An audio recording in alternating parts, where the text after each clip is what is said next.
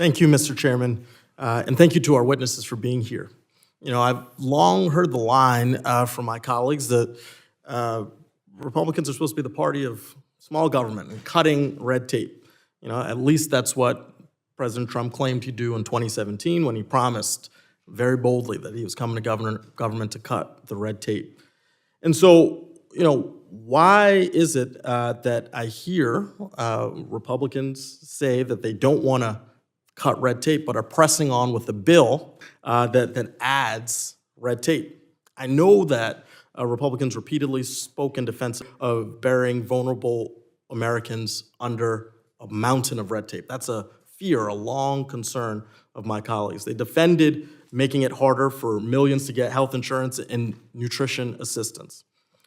Frankly, I think it's my hope that Republicans work to mean what they say and actually cut red tape. Because if they wanted to cut red tape, Republicans would not add these onerous requirements that will kick 4.8 million people off Medicaid. If they wanted to eliminate waste, Republicans would not push a plan that adds red tape to rip away SNAP from approximately 3.2 million Americans each month. If they wanted to stop fraud and abuse, Republicans would not defund our tax police by slashing $2.4 billion from the IRS budget to make it easier for wealthy tax cheats to get away with their crimes.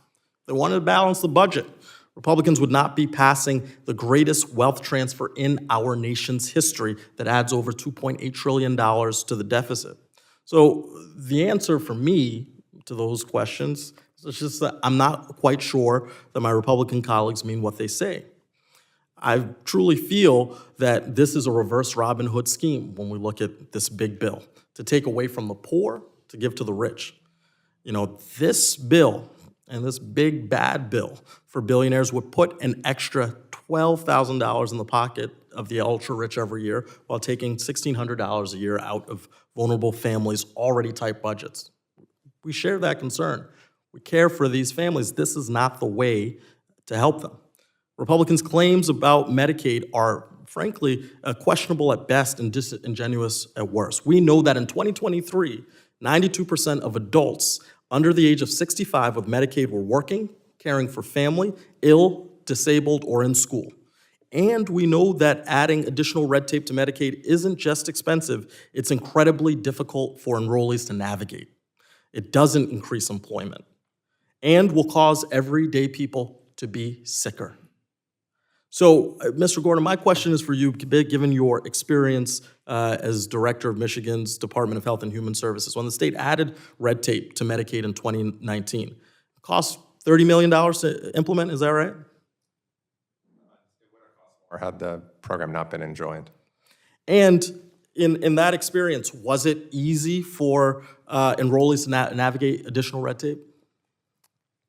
I think we were committed to doing all we could to limit the red tape, and I think if this bill passes, states will do all that they can, and it will still be very, very difficult. And you saw that in what was tracking to happen in Michigan, which is more than 100,000 people were on track to lose their health care.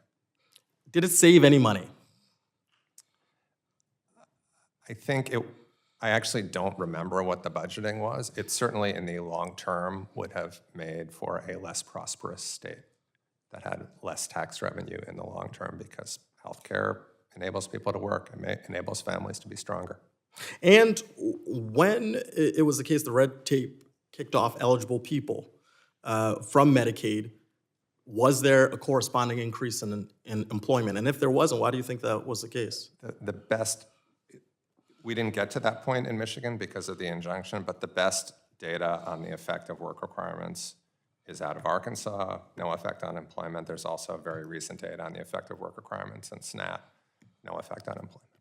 So the fact of the matter is people who do and have possessed the capacity to work generally do work, and making it harder for them to get health care and all these other populations who might be inhibited for some reason doesn't do anything to make things less expensive for us in running our governments. We ultimately have to pay for their health care in some way, and ultimately it makes our communities weaker. And so this big bill has this net effect of being bad for the average American. And it's important that we realize that the red tape is a pathway to causing more harm. With that, I yield back my time.